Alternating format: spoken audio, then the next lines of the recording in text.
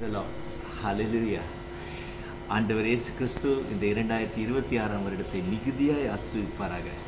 இந்த ஆண்டு முழுவதும் ஆண்டவருடைய சமாதானமும் ஆண்டவருடைய பரிசுத்த பிரசன்னமும் உங்கள் குடும்பத்தை நிரப்பி வழிநடத்துவதாக. அன்பர்களே, இந்த ஆண்டிலே மிக விசேஷமாக நீங்கள் ஆசைப்பட வேண்டியது, உங்களுக்காக ஜெபிக்கக்கூடிய ஒரு 2 நண்பர்களை உருவாக்கிக் கொள்ளுங்கள். இந்த 2026ல் எனக்கு ஒரு பிரச்சனையே சொல்லி போய் சொன்னால், உனக்கு நான் ஜெபிக்கிறதுக்கு நான் இருக்கிறேன் சொல்ல ஒருத்தர் வேணும். மார்க்கு நற்செய்தி 2ஆம் அதிகாரத்திலே முடக்குவாதமுற்ற ஒருவனை 4 பேர் அவருடைய நண்பர்கள் தூக்கி இயேசு கிட்ட கொண்டு போகிறாங்க.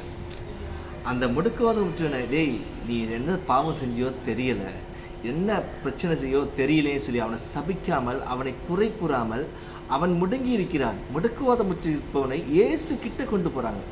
நீங்கள் விழும் பொழுது, நீங்கள் அழும் பொழுது, பிரச்சனையில் சிக்கும் பொழுது, தடுமாறும் பொழுது, அது உங்கள் நண்பர்கிட்ட சொல்லும் பொழுது, உங்களை ஏளனம் செய்யாதவர்களாக, உங்களை பற்றி புறம் கூறாமல், உங்களை இயேசுவிடம் கொண்டு போகின்றவர்களாக, உங்கள் வலிகளை, உங்கள் வேதனைகளை, முடங்கி கிடக்கின்ற சூழ்நிலைகளை இயேசு கிட்ட கொண்டு போகின்ற ஒரு 2 நண்பர்களை சம்பாதிச்சு கொள்ளுங்களேன்.